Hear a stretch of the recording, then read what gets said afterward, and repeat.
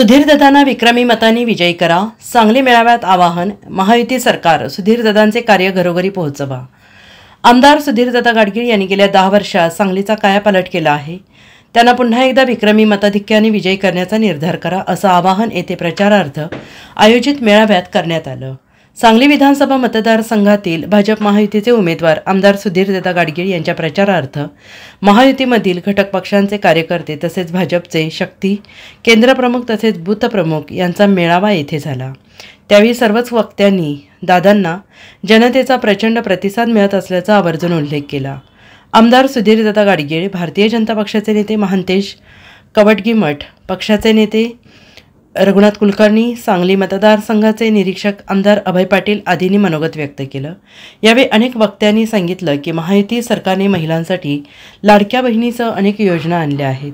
त्याबरोबरच शेतकरी, कामगार, युवक, दलित असे विविध समाज घटकांसाठी वेगवेगळी महामंडळे स्थापन करून त्यांचे प्रश्न सोडवण्याचा आणि त्यांच्या विकासाचा मार्ग प्रशस्त करण्याचा प्रयत्न महायुती सरकारने केला आहे. विशेषतः महिला वर्गाने भारतीय जनता पक्षाच्या महायुतीच्या सरकारचे हात बळकट करण्यासाठी आता पुढाकार घेतला पाहिजे. त्यांनीच घरोघर प्रचार केला आणि ही निवडणूक हातात घेतली तर महायुतीला राज्यात प्रचंड यश मिळेल. विशेषतः महिला वर्गाने भारतीय जनता पक्ष महायुतीच्या सरकारचे हात बळकट करण्यासाठी आता पुढाकार घेतला पाहिजे. त्यांनीच घरोघर प्रचार आणि निवडणूक हातात घेतली तर महायुतीला राज्यात प्रचंड यश मिळेल.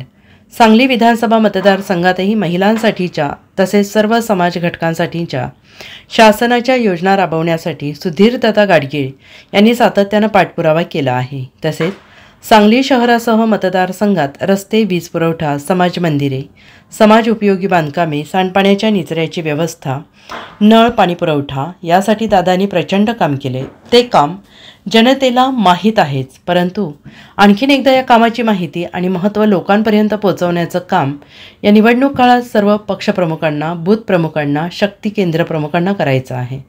सांगली पेठ रस्त्याचं रुंदीकरणासह दुरुस्तीचं काम सुधीरदादांच्या पाठपुराव्यामुळे सुरू झालं आहे.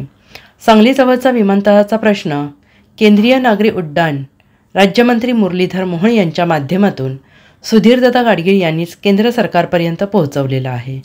आता लवकरच सांगलीकरांचं विमानतळाचं स्वप्न प्रत्यक्षात येईल. सांगली कोल्हापूर रस्त्याचे रुंदीकरण मंजूर झालं असून त्यामुळे सांगली ते कोल्हापूर हा प्रवास अधिक जलद गतीनं होणार आहे आणि याशिवाय सांगली मतदारसंघात अनेक नवे रस्ते करून तसेच तब्बल 6 पूल बांधून दळणवळण आणि वाहतुकीची उत्तम सोय सुधीरदादांमुळे झालेली आहे. सांगलीसाठी अद्ययावत सुसज्ज नाट्यगृह मंजूर झालं आहे. आमदार गाडगीळ म्हणाले, गेल्या 10 वर्षात सांगली मतदारसंघाचा विकास करण्याचा मी आटोकाट प्रयत्न केला. सांगलीचा विकास हाच अजेंडा डोळ्यासमोर ठेवून काम केलं. यापुढेही मला सांगली आणखीन चांगली बनवायची आहे. येथे उद्योग आणून तरुणांच्या हाताला काम मिळवून द्यायचं आहे. त्यासाठी सांगली, पेठ, सांगली, कोल्हापूर हे हायवे कनेक्टिव्हिटी मिळवून देणारे रस्ते मंजूर झाले आहेत. ते रस्ते झाल्यानंतर ही कनेक्टिव्हिटी आपल्याला मिळेल. त्यामुळे सांगलीत मोठे उद्योग येऊ शकतील. क्रीडा नगरी म्हणून, व्यापार नगरी म्हणून सांगली राज्याच्या आणि देशाच्याही नकाशावर ठळक करायचे आहे. सर्वांनी आवाहन केलंय की पुन्हा एकदा या सर्व कामांची लोकांपर्यंत जाऊन कार्यकर्त्यांनी उजळणी केली पाहिजे. यावेळी आदी मान्यवर उपस्थित होते.